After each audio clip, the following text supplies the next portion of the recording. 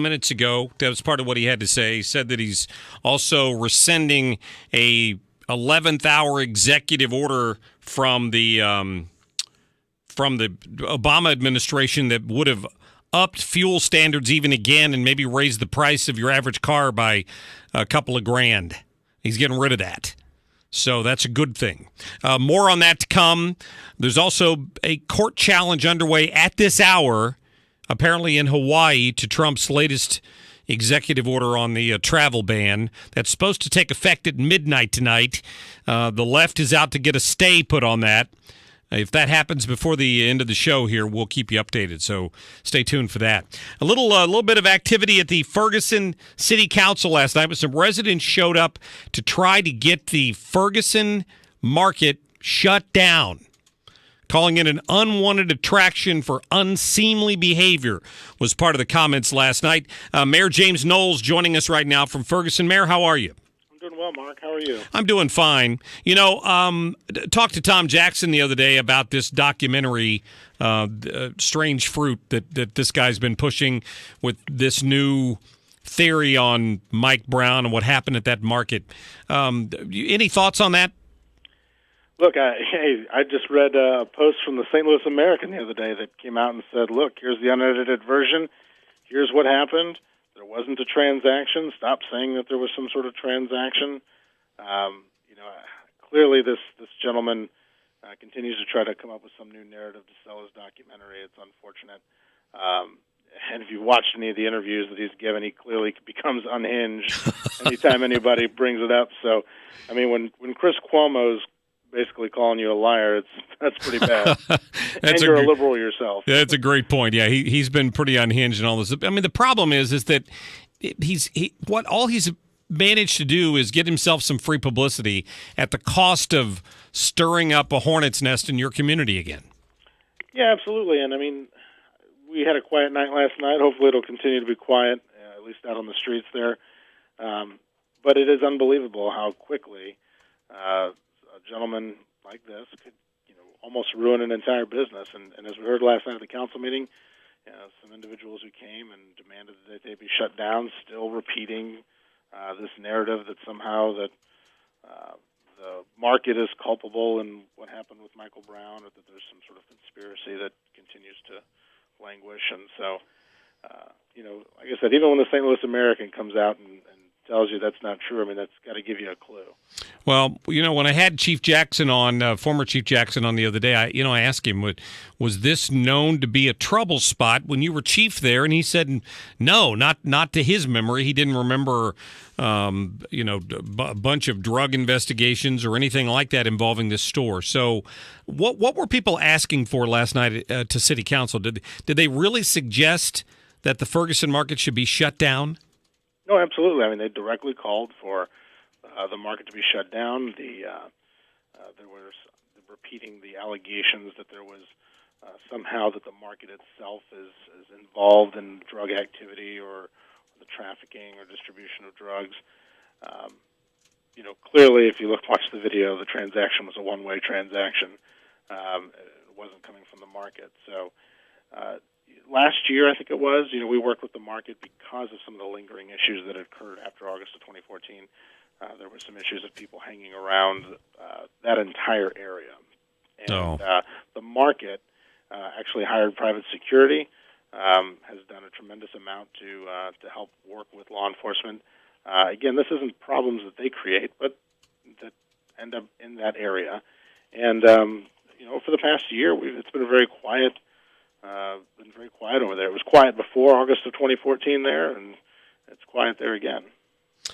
Well, I think it's unfortunate. I saw somebody said that they only go there because they have no other option. When I read that comment, I was thinking, well, it could have gone to QT, but somebody burned it down. And you know what? That's a good point. But less than a half a block away, there's the Ferguson Meat Market that has fresh produce and fresh meats there. There's also 2 blocks north of there is a Schnucks. Last night they said, well, get rid of it and put a fresh food place. Get rid of it and put a bank there because there's no bank. There's a bank across the street. There's a credit union across the street. I mean, I was dumbfounded by someone who says, well, nobody can go to the grocery store. I'm like, the grocery store is 3 blocks from Canfield. I mean, it's Schnucks. It's Schnucks. I mean, come on.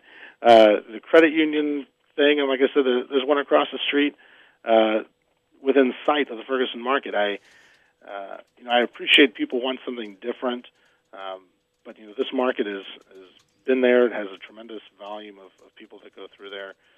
It's been there since I was a kid.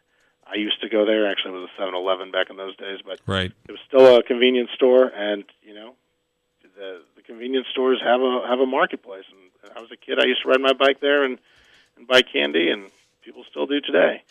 So I don't know that some of the people over there really know what it is that they're really upset about, other than this video. Right. Yeah, that seems to be it. The DOJ agreement that Ferguson ultimately agreed to, what kind of differences have you seen, if any, as a result of things that have been implemented? There's a lot that's been implemented as far as training. We obviously have some new safeguards and processes and procedures that help us hopefully deal with situations, try to de-escalate situations that might arise. But most of what we've been able to do is install or institute some new training that I think it's been helpful. There's been obviously a lot of work being done with our policies and procedures, so a lot of things behind the scenes that people don't get to see.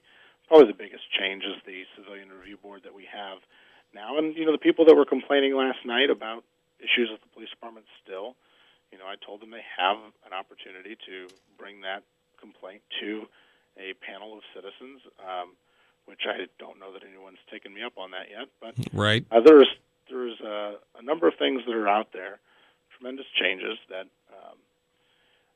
I think that the vast majority of people in general recognize and appreciate. There are some who still want to act like there's been no change, and people want to act like that there are things are worse than ever. And I think those are just naysayers. Well, I know you talked about new training in place to try to de-escalate situations. Does it for the police specifically address use of force and when that's appropriate? And I know that there were some controversial recommendations down in Jeff City right after Ferguson blew up 2.5 years ago, to try to make police go through a thought process before they got to a lethal option. Is that where the DOJ took you in Ferguson? Well, let's be honest. I mean, there's always been that in all police departments. They call it a use of force matrix. Ours is not really changing, other than in order to make sure that people can make quick split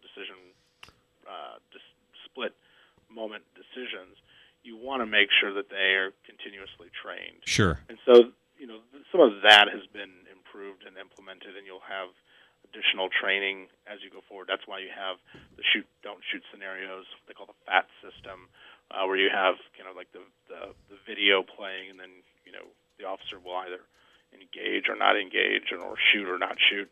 Those sorts of training things just help keep people on their toes. But ultimately, our use of force matrix is what most other departments use. Good. It's a process in which you escalate the force as necessary, and also can de-escalate and hopefully not use force if not necessary. But what we have done is not implemented anything that puts our citizens in further danger, or our officers in further danger.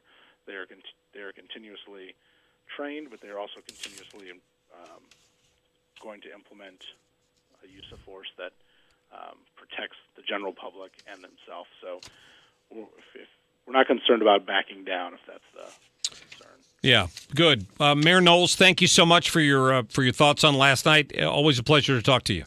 Thanks, Mark. Hey, thank you. Appreciate that. He's always makes himself available to us, and I appreciate that. How about that? They want the store shut down because of that crazy documentary.